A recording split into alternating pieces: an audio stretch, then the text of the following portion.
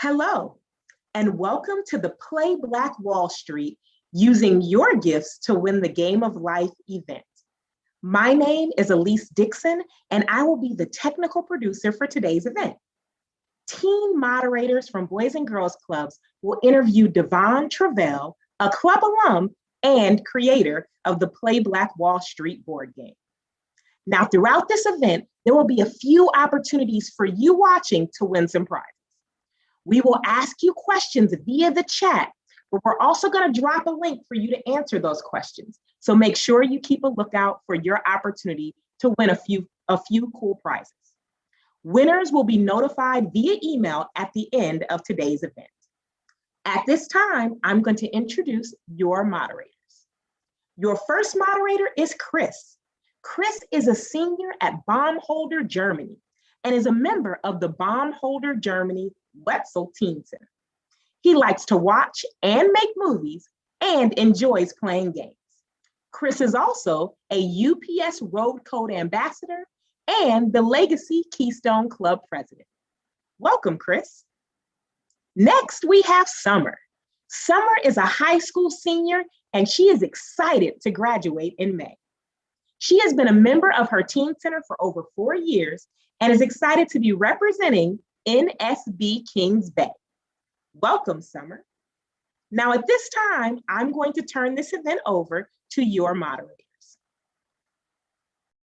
Thanks, Miss Alice, and thank you all for joining us today. I have the pleasure of introducing our panelist. A West Valley Boys and Girls Club alum, Devon Travell received his degree in passion for education from the University of California, Davis.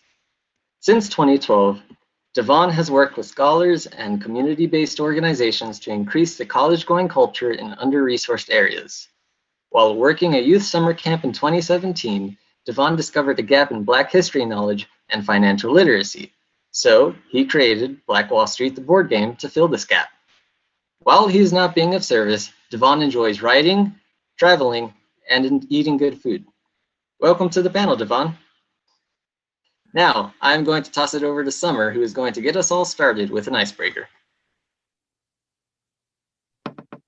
Thanks, Chris, and welcome, Devon.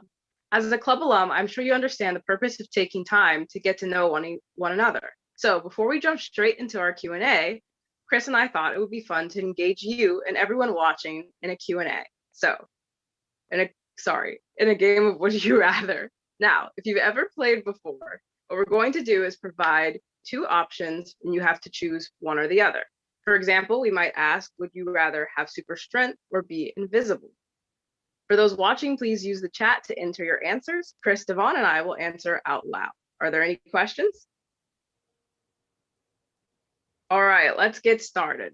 Since Devon is a business owner, I think this is a good one. Would you rather be Chief Financial Officer, CFO, or Chief Executive Officer, CEO of a business? Good question. Good question. I've played both. I would say I'd rather be CEO for sure. I think a higher level, you get to delegate tasks. Yeah, I think I like CEO. How about y'all? I think I agree with Devon. I think there's probably more creative decisions that come with the position of CEO, and so I prefer that over Chief Financial Officer. I would have to agree as well. CEO does sound cooler than CFO. There's a lot more associated with the CEO than CFO, especially in media and things like that. All right, so our next question, we're gonna go to you, Chris. All right, the next question is, would you rather have super speed or the ability to fly, and why? You can go first, Devon. Oh, the pressure. Okay. Got so many questions. Is the speed of me running equivalent to the speed of me flying? Good question. Okay, I'm not gonna put you on the spot. I will go with flight because I love traveling. Whenever me and the Queen travel, we always try to get a nice view. So I feel like if you can fly, I can pick up the Queen, we can see the stars, we can see everything. So I'm gonna go with flight. Solid choice. Summer, what do you think? I would have to go with super speed because I associate it with like the Flash, and there's so many things you could do if you could move that fast. I could just be like walking through walls. I think it'd be cool to be super fast. I agree. I would choose super speed too. Nice. Yeah. All right, Summer, do you have the next one? Yes. Our next would you rather is, would you rather wear Adidas or Nike? Am I going first? Okay. You can go first, yes. All right, yeah, go. Keep the pressure coming. All right, that's cool. Adidas or Nike. So I'm not much of a shoe person, really. So I usually go with like Rock Deep, Sia, Rare X shoes because they're all Black owned. But if I had to choose Adidas or Nike, I would go Nike because of they've been unapologetically supportive of a lot of political actions lately, and I respect that as a brand, as the CEO, the fact that they're able to make those decisions. So I'm gonna go Nike personally. I would have to agree and also say I'm a Nike person as well. I didn't originally think about that in a sense of political activism. Like now that you say it, I remember a lot of things Nike has done in the past few months, just politically and being supportive of different movements. So I would have to agree with that. And also, I just like Nike shoes better than Adidas. They're just better. Yep.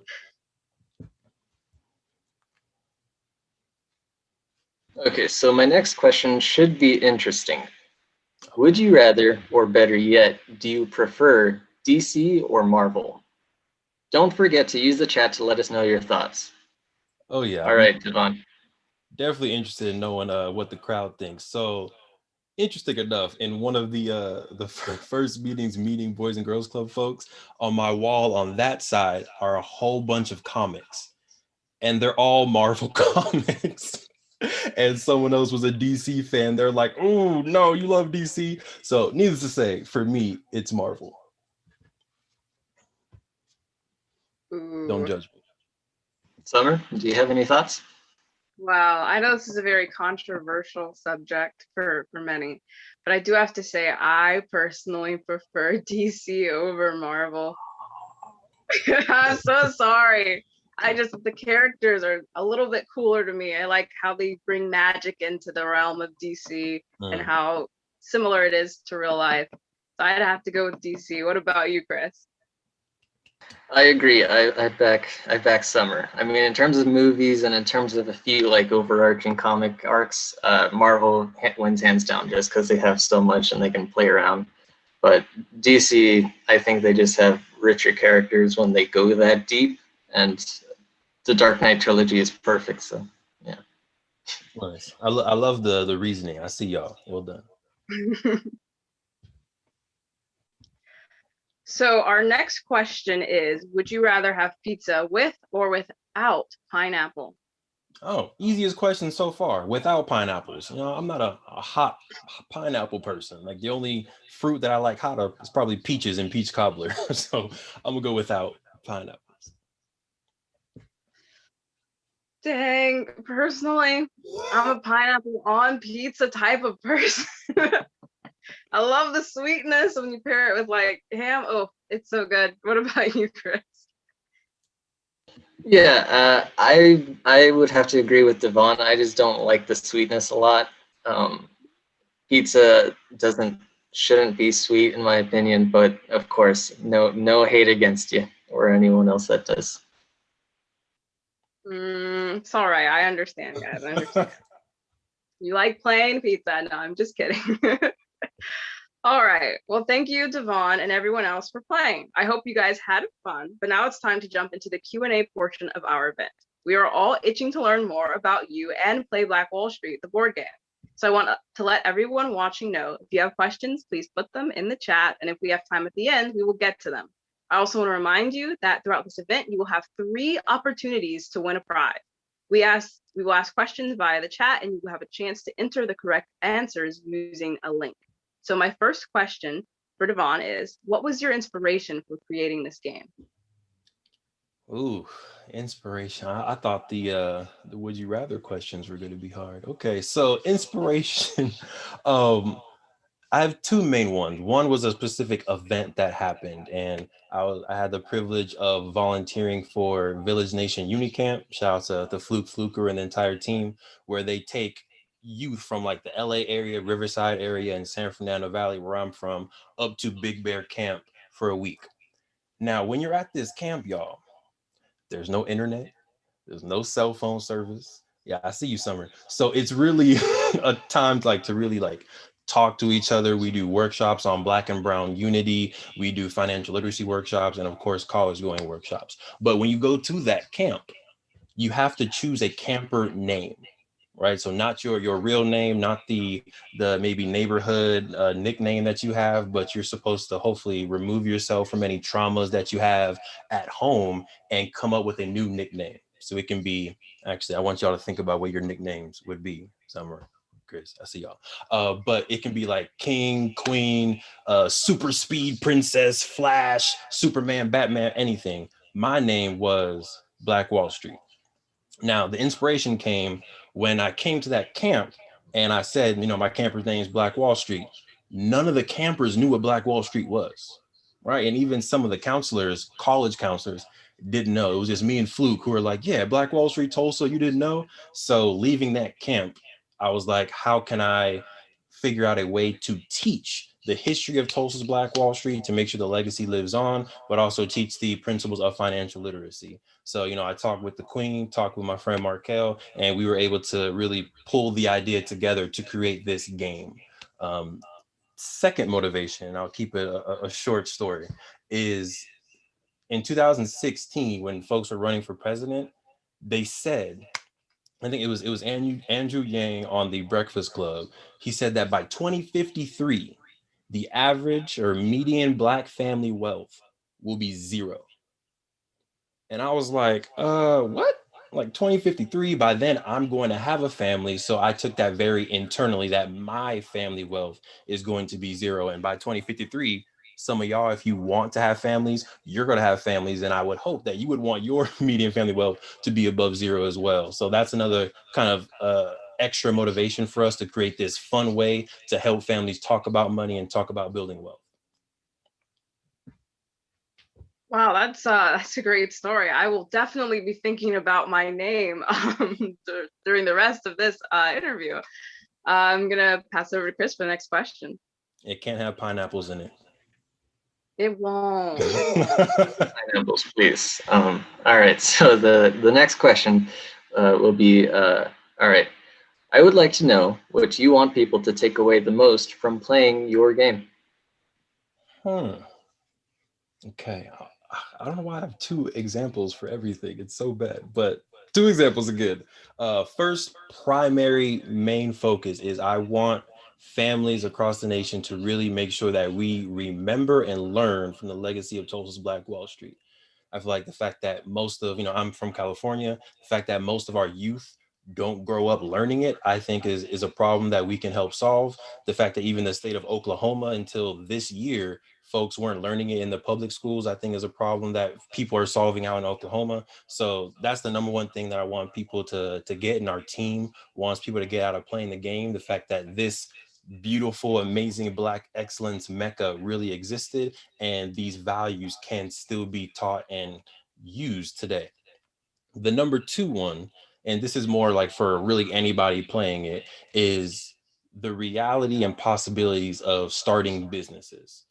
We may get into this later, but when you're actually playing the game, you're landing on businesses and you have two distinct options. See the number two coming up again. You have two distinct options. When you land on Madam CJ Walker Beauty Salon, which was a real business back in that time, you can either use it as a customer, get some braids, a braid out, get a fade at Carter's Barbershop, whatever you got to do to your hair. Or instead of using it as a customer, you can own it as a business and it becomes yours as a sole proprietor.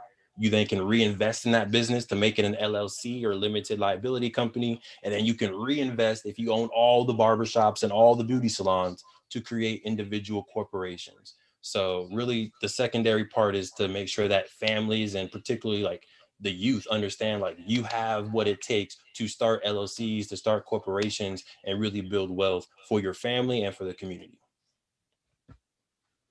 I like that sense of encouragement that you put into the game. That's very nice. All right, Summer, you can take the next one. So I've been wondering, how hard was it to find information on Tulsa's Black Wall Street, considering a majority of it was burned down? Yeah, that's a great question. So it's not difficult to find like that surface level information, right? So the internet is a powerful tool for searching Black Wall Street, for searching indigenous populations, for searching almost anything you want. Like, definitely ask the right question to the internet and you can get something. But the hard part when creating the game was finding those smaller details, right? Specifically on the game. And let me see. So on the game, we have real businesses from Tulsa's Black Wall Street. Again, trying to make sure that people can get that history. It was difficult to find the names of those real businesses and even like trying to find out the products and services exactly that they had. It was difficult finding like pictures of, the actual businesses before the bombing of Tulsa, Oklahoma. But there was an amazing book by Hannibal B. Johnson, a great historian, and it's called Riot to Renaissance. That book has a lot of great knowledge and a lot of great details. There was another book that I read, Robin Walker, The 7 Empowerment Principles of Black Wall Street. And that was another good one that kind of pulled out the values and the principles that we can even still use to this day. So long story short, the basic information was only a search away, but the in detail information I really only found in books, which I highly encourage folks. I know our generation and other generations, like, it's video first, right? It's the TikTok, it's the real, like, the information as short as possible. But sometimes those historical details are only in the books and they haven't been translated, or you haven't translated them into videos yet. So I would encourage y'all to keep on reading and keep on finding information in those books. Yes, sir. We'll keep on reading. Not with the yes, sir. Oh, no. No, you're good. Okay, so Devon, you talk about how every spot on the board has a significant meaning. What is the most significant or interesting spot on the board for you, or to you? And you can use the board that you pulled out just now. Yeah, but Nice. I got you, Chris. Sorry, Miss Summer, what'd you say? Oh, I was just saying, you got a cheat sheet there. I got you. So, interesting. I've done a lot of interviews. No one's ever asked that question. I don't know who's writing y'all questions. I don't know who I can credit that to. That was a great question. No one's asked that. So looking at the board, I have 2, and they have very different meanings. All right, I'm gonna try to keep this as short as possible. But one is Gurley Hotel, which you can see if you have supervision right there. Hopefully you pick that as one of your superpowers.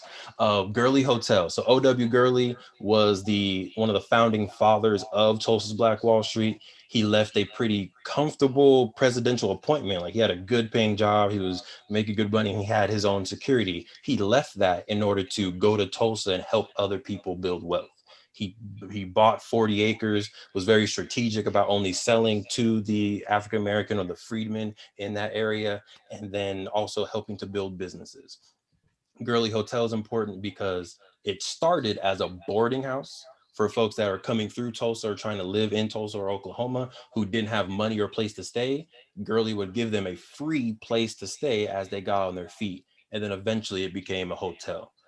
So it's also kind of good for folks that just want to give back, period. Like, you can, start off as a nonprofit, you can start off just giving back, and then eventually you can make a business out of it.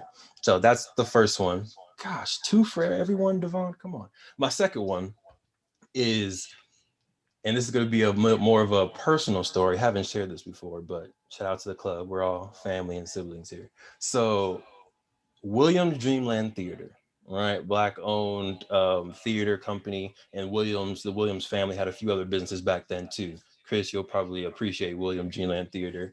But growing up, I was also a writer, and that's one of my long-term goals, is to create a feature film, because I truly believe that media and what we see influences reality, influences our consciousness. So I really love visual medium. The first book that I ever wrote in 4th grade was called Dreamland. And it was before I knew about Tulsa's Black Wall Street. I just always had a lot of dreams. Still have, like, literally when I'm sleeping, I'm having lucid dreams. So yeah, I wrote this book about what the world looks like, or what it looks like when I transition to this dreamland place. Unfortunately, this was before Google Drive. This was before flash drives, not to age myself too much, but I had it saved on a floppy disk. Y'all remember those? Had it saved on a floppy disk on a desktop computer, nice big one at the house. And unfortunately, when my parents got divorced and I had to move out of the house, that floppy disk was destroyed. So I lost that story forever, literally, because there were no other copies and there was no cloud. So I find it interesting, and I have a deep connection with William Dreamland Theater, because it's interesting that, I wrote this story, or sorry, before William Dreamland existed. Then I wrote a story with the name Dreamland somehow, but lost it. Then I created a board game that has William Dreamland Theater on it, that's now having me share this story. And now I can, rewrite Dreamland today if I wanted to, or start another company under the name Dreamland. So long story short, those are definitely my two most meaningful pieces on the board. Thank you for sharing. Of course. Thank you for asking. That was a great question. Come on, keep it coming. So, without a doubt, Black Wall Street is very intriguing. What made you choose a game as your format for sharing this information? Why choose a game? So, in my opinion, all right, I don't mean to get too deep and philosophical, but the life that we have set up, the way society set up, we're already gamifying society, right? You go to school, you take tests, or you're giving tasks. You're then giving points based on how you perform. You're then able to go through different levels of school based on how you perform. You then can go off to different worlds or universities and colleges based on your particular interest. And then you get your role in society, just like when you play a video game, you have your role in the video game. So in my head, the world is already gamified.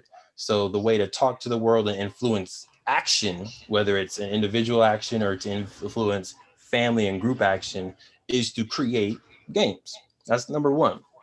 Two, I feel like I grew up playing that one family oriented money game that I'm not going to talk about, but I think y'all know what I mean. Everyone grew up playing that money game, and people are kind of used to how to play that game and get knowledge for sure from that game. So it's about how can you pivot this idea, bring my own personal culture into it, put some Black excellence into it, and teach slightly different lessons, but the user or the audience doesn't necessarily need to relearn an entire game. So those are the reasons why we chose the game, and I think we're pretty happy for choosing it. Like, we could have done a book maybe, but I think the game is definitely different. And it was before, like back in 2017, before there were a lot of amazing Black games. Like, there are amazing Black games out right now. But yeah, that's why we chose it. Wow, thanks for sharing. And I never thought of high school as a game, but it might be more interesting now if I think of it as a game. Right, and I think the next wave of education. Sorry you didn't ask this, but it's covered somewhere. I apologize. Oh, the next wave of education is figuring out how to make the game of school more fun, because it's already a game. There's already points. There's already levels, but depending on the teacher, depending on the school, it's not necessarily have that game feel. But I feel like as we get more and more into this digital and virtual world, video games and education are going to start blending more and more. I can't wait for that day to come. Nice. All right, so I think some of the viewers, like you mentioned before, might not know what Black Wall Street is or what happened to it with the explosion. Would you care to elaborate and give a brief summary of the events and what Black Wall Street is?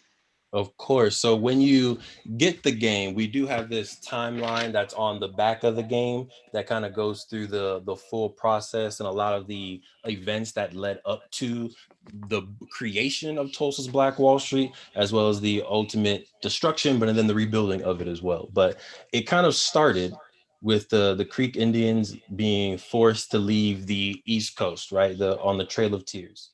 And this was around 1838. And with them, they brought freed African Americans and enslaved African Americans. In 1866, and I know you said brief, I'll speed it up. But in 1866, which is 2 years after the Emancipation Proclamation, the United States signed a treaty with the native territories and the native tribes of America. Right. So like the east side of America was true United States, but the western side was actually belonging to native tribes, and they had slaves even after the Emancipation Proclamation. So after folks are able to be freed, they can now start to build families, start to have jobs, and Oklahoma really became a mecca and an epicenter for Black brilliance and Black excellence. One notable person, Edwin McCabe, who was like the first social media influencer before there was social media. Like if he had a Twitter, a TikTok, or a Clubhouse, Edmund McCabe would be popping right now. But he was like a politician, and he had the dream of making Oklahoma the first all-Black state. And he was putting out newspapers, boosters, and just like telling people, hey, come to Oklahoma, everybody come to Oklahoma, follow me, like my page, like all that type of stuff. And people were coming. And that's how Tulsa and Oklahoma got so many Black towns, because of the groundwork that Evan McCabe really put down. Fast forward, around 1905, O.W. Gurley hits the scene. He puts his money down. He buys his land, 40 acres, and he's very strategic, again, about only selling homes and only selling land to other Black-owned businesses. Obviously, there was, discrimination during that time. So if you were, a person of color, if you were Black in Tulsa, you couldn't use the white-owned businesses, which created a problem that needed to be solved by other entrepreneurs, right? So if I wanted food, I go to Uncle Steve's Barbecue, a Black-owned restaurant. If I want to get my hair done, Little Rose Beauty Salon or Madam C.J. Walker Beauty Salon. If I wanted to go to school, Booker T. Washington or Paul Laurence Dunbar. So it allowed a lot of entrepreneurs to really capture market share and support their community. Now, unfortunately, there was a rumored incident that there was a young man by the name of Dick Rowland who is reported to, when he got into an elevator, he tripped or he stepped on the foot of Miss Page. And from there, and Miss Page was a white woman. She, screamed, and then he ran out of the elevator, and it's reported that he had attacked her. And this was written in the newspapers, the Tulsa Tribune, before any interviews were done. And that's the really spark or the catalyst for what happened in the Tulsa riot. And there's tons more details I can go through. I know we have more questions, but that's kind of the short story. But the other small part that I want to make sure I say is, after Tulsa was bombed and destroyed, that amazing, resilient community stayed there, and they were able to rebuild almost to its full glory in about the 1940s. That's another part that I think we don't really learn a lot. So there's a huge lesson of resilience and making sure that if you do get knocked down, that you keep on going and you keep on your path towards your dream. That's cool. I think resilience is a powerful thing that we need to and have experienced, especially in this year too. So. Oh yeah. Yeah. All right. I think I have another question concerning your experience as a youth in the club. So, as a youth club myself, I'd like to know how your time at the Boys and Girls Club influenced your desire to create a game and teach youth in general. I like that. So, as you can see, I'm a very energetic person, right? And I had this much, if not more, energy when I was younger, which unfortunately got me into a lot of trouble. Right. In classrooms, I was usually the first one done with the times tables. I know, Summer, you just got your 100 score on math. Well done. I see you, young genius. But I was also, getting all my perfect scores, getting my vocabulary done fast and early. And then in class, I would be bored and have a lot of energy. So I would talk, make jokes, and get in trouble. Going to the club was really one of the first times I was able to really use this energy and creativity. And the club director, shout out to Ruben Rodriguez, he was able to really take the ideas from not only me but a lot of the other club kids and make something out of those ideas. So one specific example was we wanted a basketball league. I used to play basketball back in the day, and if I would have kept growing past 5'8", I would have been somebody. LeBron, I'm coming for you. But yeah, it didn't happen. But when I was younger, loved basketball, loved the competitive nature and the teamwork of it. And we asked, our club director, can we have a basketball league? Like, can we make this official? And he took that idea, and we had a basketball league with referees, like at the club. Referees, we had coaches, we had playoff charts. And again, I have more examples, but for the sake of time, like that was me really being able to see, like, if you have an idea, it's possible for it to get out into the real world and become a reality. And unfortunately, I think there's a lot of folks who may not be in an environment where they see a lot of people dreaming and it actually happening, or maybe people don't believe in them as much as they can, so they can't make it a reality. But for me, growing up in the club and then definitely having supportive parents, being able to have an idea and then make it real was something that I definitely took from my childhood and from the club. Nice. Cool. All right, Summer, what's your... Yes, I was just gonna say, I feel like Chris and I can both agree that a big part of BGCA and our clubs has been a lot of support from advisors and counselors. I could definitely agree. I feel like anything is possible at my teen center. Yes. So back to your club experience. I guess maybe you've already answered this question with what your most enjoyable memory at the club was, but if it's different than your basketball league, well, what has been your most enjoyable memory at your club? My most enjoyable might be the dance battles.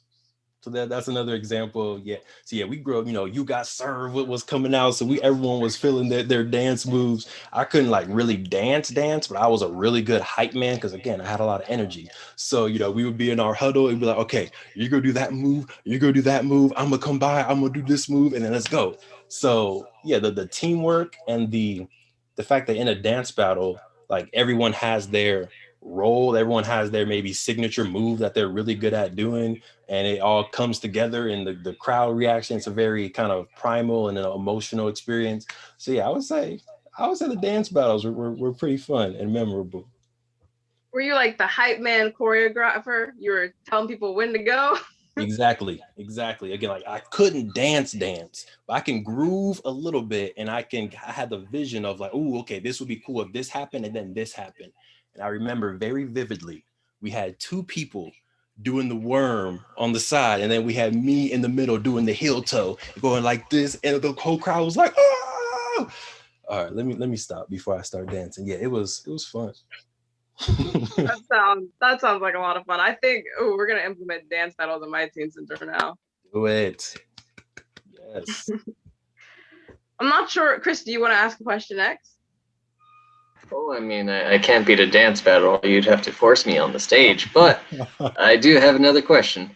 All right, so getting back to Black Wall Street and your company, I would like to know, what are your future plans or ideas, either in general or specific to the game?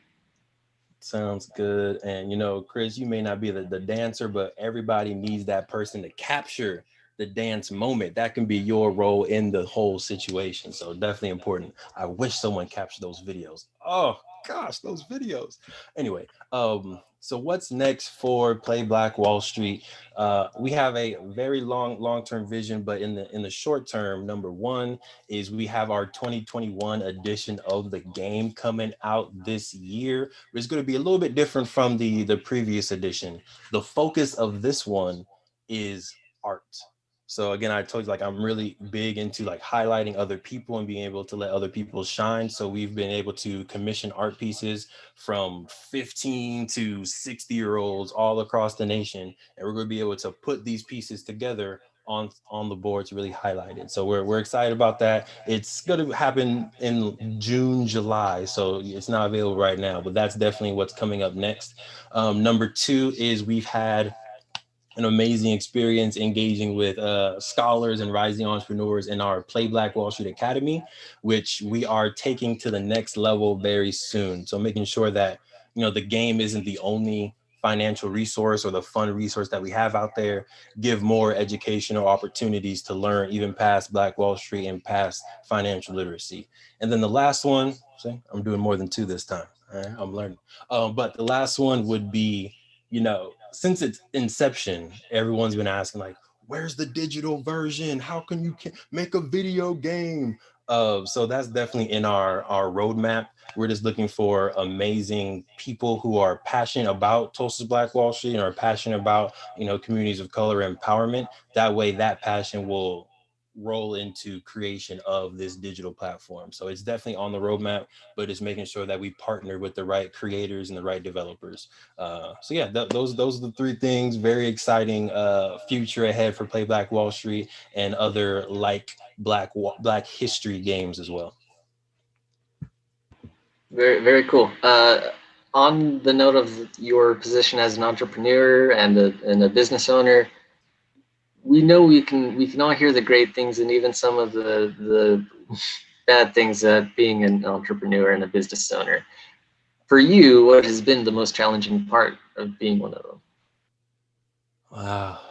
Who writes y'all questions? These are good. Okay. Most challenging part.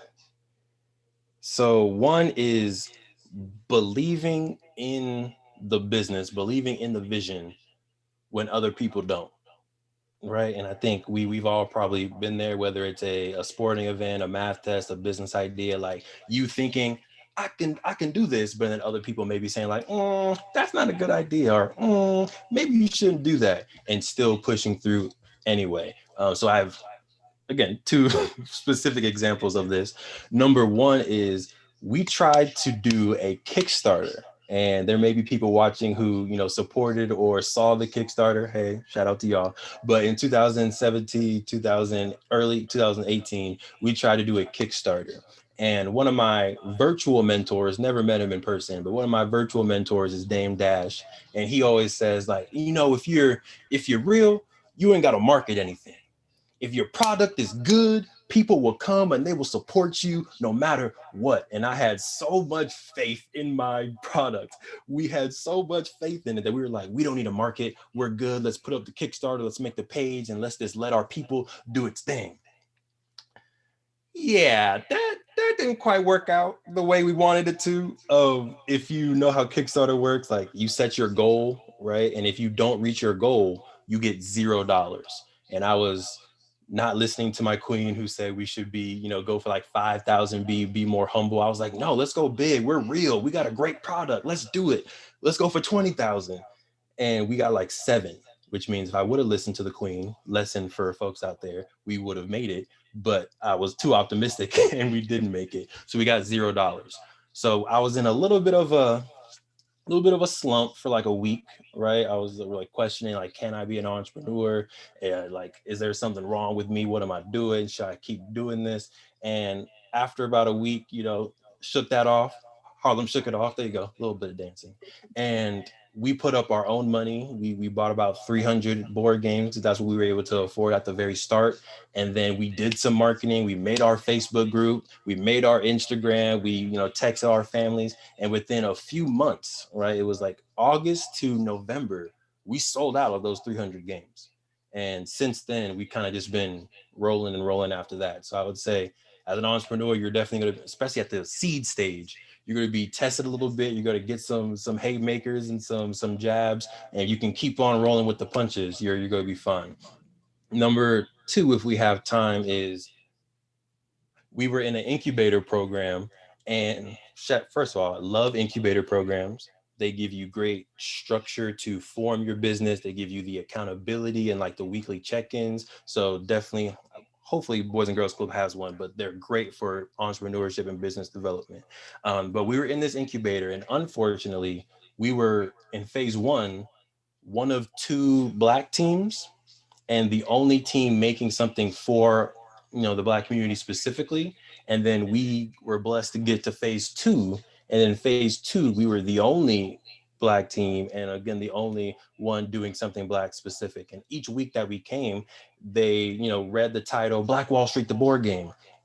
And we were always asked by the venture consultants, the venture capitalists in the room, why do you need Black in the title? Can't you just call it Wall Street game? Can't you just call it financial literacy extravaganza? And each week we had to stand up there in a, pretty uncomfortable room sometimes, a lot of very smart people, and defend our culture. and defend why it needs to be called Black Wall Street, the board game, because it's a real event. And if we change the name, we're changing the narrative, and that's disrespectful because we're not going to change our narrative. So that's another thing that for sure was difficult, because there was, money and opportunities dangling right there if you change the name, but being able to stay true to your vision, and more importantly, if you have a piece of culture in there, being true to the culture, I think is very important and a very hard test that you're probably going to be faced with someday. Well, I think we're very glad that you persevered throughout all of that. So Summer, would you like to take it to the last question? Yes, and I just want to say, I don't know if you meant it to be advice or inspirational, but that last segment was very inspirational. I think anyone can take that as inspiration, whether it's in entrepreneurship or just life. So unfortunately, we are coming to an end of our Q&A, and our last question for you is, we have been talking a lot about Play Black Wall Street, the board game. So where can we find your game? Oh, okay. Easiest question of the day. Thank you.